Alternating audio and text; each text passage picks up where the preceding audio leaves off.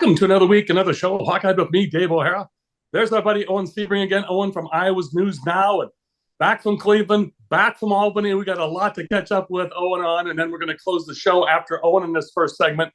We're going to talk with John Steppe of the Cedar Rapids Gazette, Iowa beat writer for sports, and John was in Cleveland as well, but John also, we had a Cooper Dejean Pro Day on Monday. We had spring drills. We're getting closer to that open spring practice next Saturday, the 20th, as we record this on Thursday afternoon, April 11th. Owen, again, as I mentioned, with Iowa's News Now, Fox 28, CBS2 sports anchor there. Owen, first and foremost, welcome back to Cedar Rapids. Your feet have landed. You were at Carver Hawkeye last night for the big send-off and congratulations celebration, the Blueters bunch. Let's go back to Cleveland where we left you last Thursday. Two huge games, a victory over UConn and a loss to South Carolina. Let's start you there, please. Oh, boy. Wow. Where do I begin? First off, it's good to be back just because I was able to get a haircut and trim my beard for the first time in a while. I've been gone for so long that I'm feeling freshly shorn now. So that's good news for me. In terms of the week itself, boy, just so much to try to unpack in terms of that UConn game that was so much fun. And your colleague Michael Merrick and myself, we didn't even get a chance to watch most of the fourth quarter because we were down in the tunnel waiting for the game to end. But an incredible last-minute finish, and the Hawkeyes managed to make it to another championship game. But I don't know. The feeling around things is certainly that, as we often say in a situation like this, down the road, I'm sure they're going to really appreciate everything that they did this year, making it to a Final Four, making it to two straight national championship games. But certainly is tough to swallow in the moment. Just like, boy, it just has to be so hard being on the doorstep of history like that 2 years in a row and just coming up short again. So as much as Hawkeye fans are proud of them and love this team and everything they've done the last couple of years, I know that the Hawkeyes really wish they could have brought that national championship back home for Iowa. 100% agree, Owen. And 34 wins, program record, 34-5 finished the year off. But let's stay positive. And our number retired last night at the ceremony. Beth Getz, new AD at Iowa. We're going to retire in Caitlin's number. Man, you think about this, Owen, and I thought Caitlin's comments were great as always, spot on. Kathleen Doyle, that number, Sam Logic, great number. Teresa Edwards and Megan Gustafson, the only other two numbers retired, number 10 and number 30. Another huge honor, but well-deserved for Caitlin Clark, Owen. Yeah, certainly. And I actually had not even known that until she said it about number 22 being worn by those other players. I'm like, was I the last one to the party that I didn't even make I didn't even connect those dots? But that really is incredible. And yeah, I mean, we knew that was probably going to happen even last year. I remember actually at the Naismith Awards last year in Dallas, through a kind of a weird series of events, Jan Jensen, I was talking to her and she managed to get Megan Gustafson on a FaceTime call for me. And so we did an interview with Megan over FaceTime. And while she was doing that, Gary Barta came over and started talking to Megan, was like, hey, how's it going? And he said to her, hey, just so you know, your jersey's going to have some company in the rafters in a few years once Caitlin's done. And so we knew all the way back then that, I mean, even while Gary Barta was the AD, that he knew that she was going to have her number retired. And obviously they have to wait until her career is over to make an official announcement like that. But and I even asked Beth about it at this year's Naismith Award ceremony. I said, any sort of announcement coming up, or when are we going to hear about that? And she was like, well, we'll talk it over. But she even said to me, I don't think there's any doubt that nobody's going to wear 22 again for the University of Iowa. So certainly not a surprise, but kind of a fun little ribbon to tie along on this team and this player in this season to let them know that they're going to have their third number hung in the rafters from the Iowa women's basketball team. Again, I want people to understand outside the state of Iowa, those numbers weren't before Caitlin Clark. I'm not saying basketball is going to drop off precipitously. I think it's very interesting, Owen, where the Iowa recruiting, we've got five main returning players from this year's team, 5 or 6. Got a huge in-state recruit in Callie Levine that you've seen play at Solon. You've covered that. We've got a couple players from Wisconsin coming in. Hopefully Guyton can come back healthy after putting her knee out. A big player from Illinois. And then, of course, Addie Deal next year from California. So the future is very bright for the Hawkeyes. But, Owen, I think the next step is going to be the largest, most grand step is where does the game of women's basketball go from here as far as viewership goes?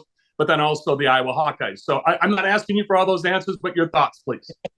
A lot of things to touch on here. I mean, the first thing that we certainly are going to talk about is, I should mention first the WNBA and Caitlin Clark and the Indiana Fever, because we just learned that they've gone from basically no nationally televised games to next year, I think all but 4, maybe like 36 of the 40, yes. Are going to be nationally televised. And so that just speaks to where this sport is going at the WNBA level too, that, hopefully for the fans of women's basketball at the college and professional level, this isn't the end. Just Caitlin Clark graduating isn't her going on to obscurity at the WNBA level, that fans are still going to be able to find a way to watch her and watch that team perform as they go on into the future. And so, and hopefully that carries over to the rest of the league too, wherever, kind of like how Iowa was this year, wherever the Indiana Fever go, those ratings are going to be there, and those arenas are hopefully going to be selling out too. And we've seen it with the Las Vegas Aces, that they announced that they're going to be playing their game against the Fever in a bigger arena in Vegas, just to make sure that they can accommodate for all the people that are going to be wanting to come to that game to see,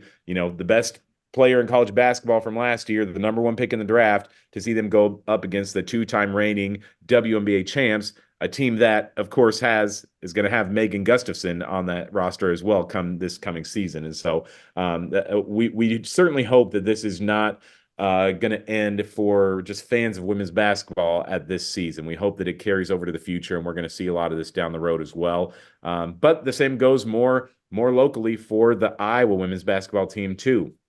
I had a friend who's a big Iowa State fan texting me last night, and he asked, how many wins do you think they get? He asked me, do you think that Iowa is a tournament team next year? And I'm like, oh man, I was like, I sure think so. I mean, I've kind of been assuming that they would. I would think that next year's team might have a ceiling of like the Sweet 16 or something would be a reasonable expectation. Jeff Linder from the Gazette, who covers that team, closer and better than almost anybody, he said that, he's kind of setting the bar at about 20 wins. And I think that's a reasonable expectation for this team, with the talent that's coming back, the talent that's been waiting in the wings for the last few years, and with some of the talented freshmen that are coming in as well, along with hopefully maybe 1 or 2 nice little transfers that the Hawkeyes might be able to add as well. Yeah, I'm glad you went there, because I didn't want to mention names specifically, but a lot of people on that Hawkeye list, one from Villanova for sure, and I won't mention her name again, just kind of keep that.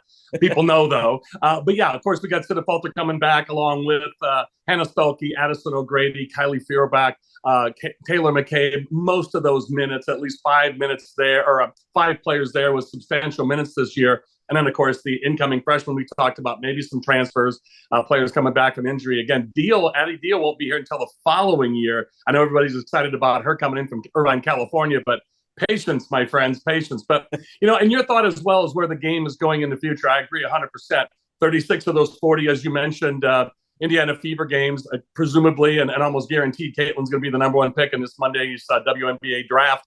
And then, as you mentioned, a lot of the road games have been moved to larger venues. A lot of the areas, states, and cities around the state of Iowa, they're selling out their games already. So the Caitlin Clark effect is still in full boom here.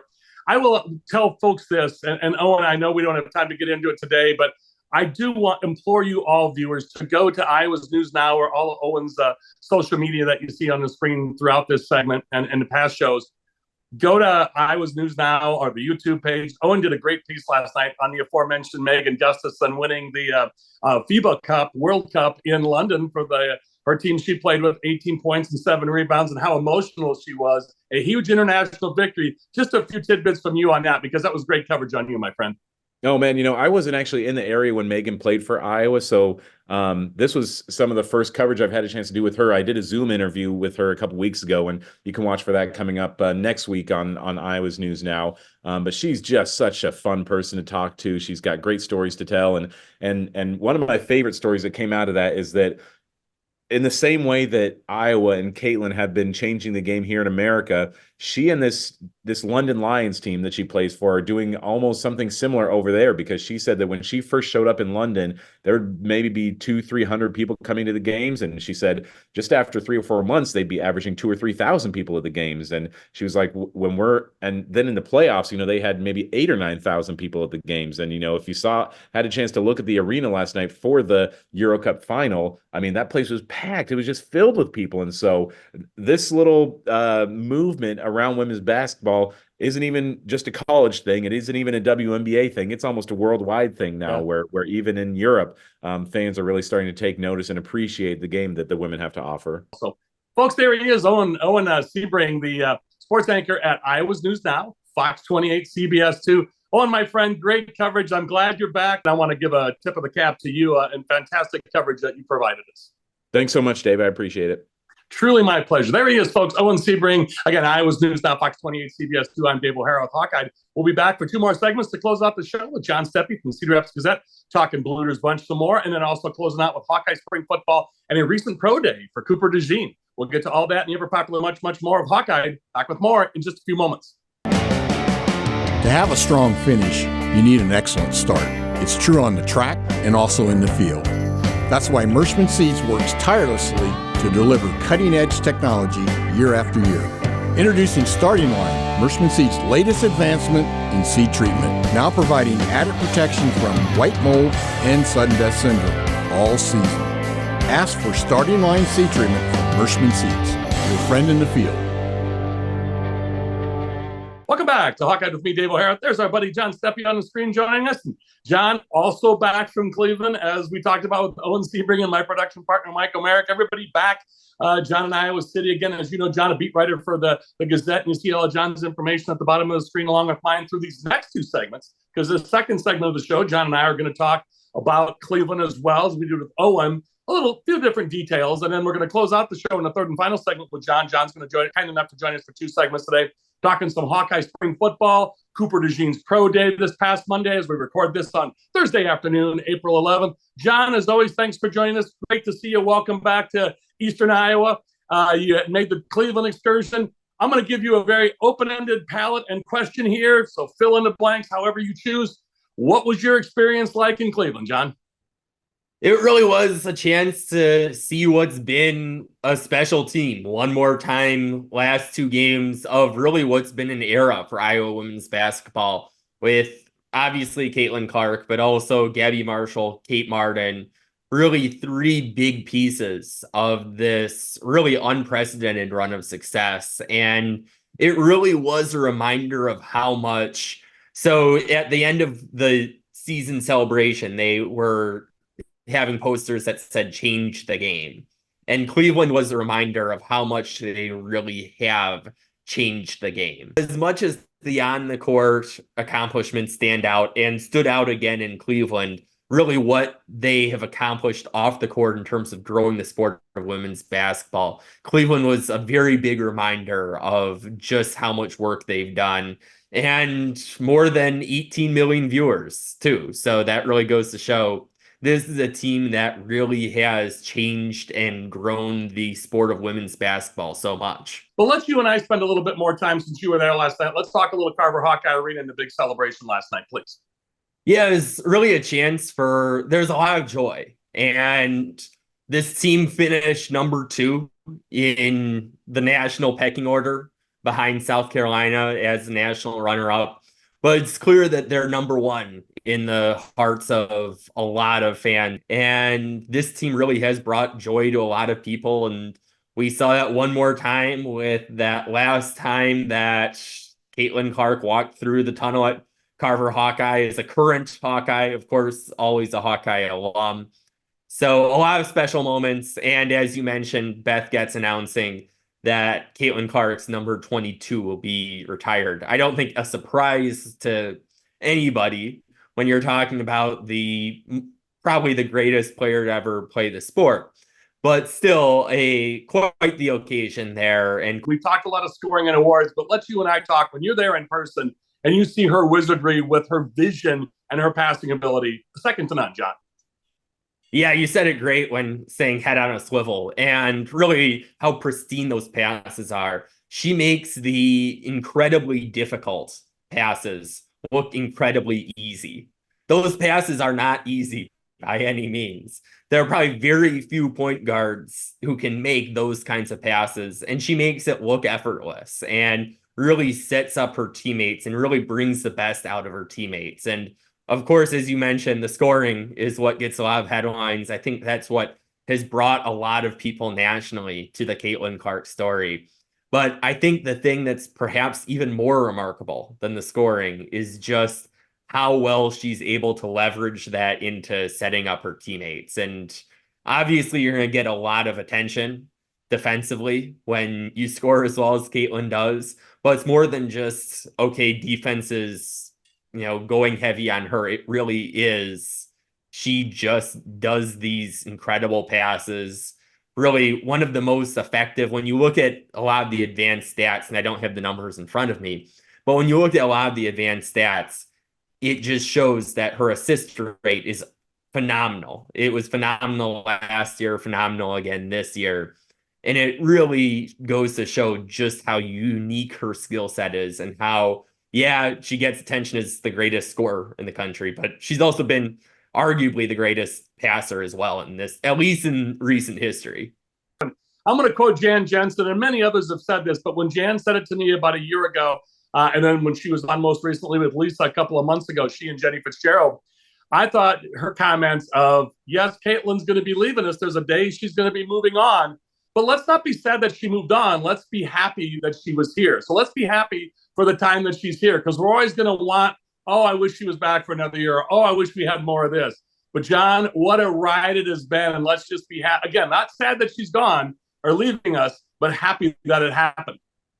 Yeah, it's really been a unique thing. And it's something that you just don't see everywhere. And you can dissect so many little parts of it, even the crowds. You have very successful women's basketball teams that in the last 5 years that have not had a sniff of the attendance success that Iowa has had. So there's the scoring, there's the assists, as we've been talking about. There's the fan impact. There are so many parts of this that are just so impressive. And I think the encouraging thing is there's reason for hope that a lot of the momentum that has been set over these last few years of Caitlin Clark can continue in the post-Clark era of Iowa women's basketball. I was talking to fans, and I did not hear from a single fan who said, oh, I'm going to cancel my season tickets. Yeah. Or, oh, I'm going to go to fewer games next year. No, people want to go to games, and there's a lot of energy for this program moving forward, and they've got a lot of talent coming in. Now, that's not to say that the 2024-25 Hawkeyes are going to be at the same level as 23-24, because replacing Caitlin Clark, the scorer, the assister, you can go down the list. You just can't. You're not replacing Caitlin Clark. But there's a lot of reason to think that, okay, looking at the next 5 years, that these next 5 years, Iowa women's basketball in many facets is in a much better position than they were in the 5 years before Clark got here. And that's saying a lot too, because the 5 years before Clark had some pretty good players, including this person called Megan Gustafson. Yeah. So you had a lot of talent in this program, but I really see Iowa women's basketball really going to continue to keep this momentum going in 2024, 2025, and beyond. So John Steppe will join us here in the third and final segment again. So for John Steppe, I'm Dave O'Hara, and Hawkeye. We'll be back with more to close out the show in just a few moments. Who do you trust to produce the best yield? A seed company that's chasing technology, or a seed company that's writing a book on it? Mershman Seeds is a leader in technology. We're independent and family-owned. Our sister company, MS Technologies, provides access to world-class traits and genetics. And our starting line seed treatment is second to none. Who can you trust with your yields? Mershman Seeds, your friend in the field. Welcome back to Hawkeye with me, Dave O'Hara. There's our buddy John Steppe joining us. John with the Cedar Rapids Gazette. You see all of John's links and connections online. Be sure to check out his handiwork either on social media or online. John's information at the bottom of the screen along with mine throughout this segment and the segment before. John, we talked Bluter's Bunch, and deservedly so, and of course we needed to, but now it's time to move on to spring football. But before we get to spring football, the NFL draft is coming up. We're all excited about the WNBA draft with Caitlin Clark. We got an NFL draft coming up, and it wasn't open to the media, but Cooper Dejean had his pro day this last Monday. And again, as we record this on Thursday afternoon, April 11th, this last Monday on April 8th. And my goodness, John, the numbers that came out of that, and he certainly has a clean bill of health, and that was no joke. Because his numbers, he was near the top 1% of all cornerbacks tested. I know a lot of people are saying maybe he could be a safety, but for cornerback testing his vertical, his broad jump, his 40 time, his bench. John, he was near the top 1%. Suffice to say, he had a pretty darn good day, didn't he? Yeah, 4.42 40-yard dash. I think it's a 38.5-inch vertical and a 10.4 broad jump. Those numbers, while there are a lot of factors that go into comparing these numbers. They aren't necessarily apples to apples comparisons, but all of them were suitable for what Dejean needed to do. I think the big thing that it showed is it kind of gave an affirmation to scouts where everyone has seen what Cooper Dejean can do on film. That really speaks for itself. But the question that maybe some scouts were having in terms of, okay, medical wise, how is he after his injury as he was before? And this shows, okay, you got the same old Cooper Dejean here. And Monday, when he had his individual pro day, he helped his future bank account balance quite a bit there with those numbers. Now, if you look at 40-yard dashes in general, yeah, there are people who run faster than a 4.42, but then also keep in mind that versus his weight as well. And really an outstanding performance there for Cooper Dejean. Really hard to ask for much more out of him, especially considering his medical situation, where just being recently fully medically cleared, he began running at full speed the week before the NFL Combine, did not participate in NFL Combine drills. So he had really a shorter timeline to prepare than all of these other prospects in the NFL draft class, in this year's NFL draft class. And Monday showed that doesn't seem to be too much of an obstacle for him. I would be shocked if he goes past the first round. I think you could maybe even say the floor would be like a 24, 25, maybe 26, kind of somewhere in that range. If he gets beyond that, I would be surprised. If he does get, after that, it's not going to be long before he gets his name called. So certainly helped his case out to NFL scouts this week. Yeah, we're hearing the same thing, mid to late first round. That'll be awesome. But you had a media availability earlier this week, and with the Hawkeyes and Kirk Ferentz, or with other coaches and players, a media availability earlier this week. Let's get into that and tell us what you've reported on, what you've seen, what you've heard. What happened, John? Yeah, the most interesting thing is there's been a lot of optimism about the offense. Now, there's obviously some skepticism, understandably so, from fans after these last few years, where we've kept on hearing, okay, the offense is going to be different, the offense is going to be better, and then it hasn't been better. Well, here we are hearing again a lot of optimism about the offense. Interesting to hear a couple of the wrinkles, some motion, some RPO, that run pass option. I'll be curious to see what this looks like when we get to the open practice.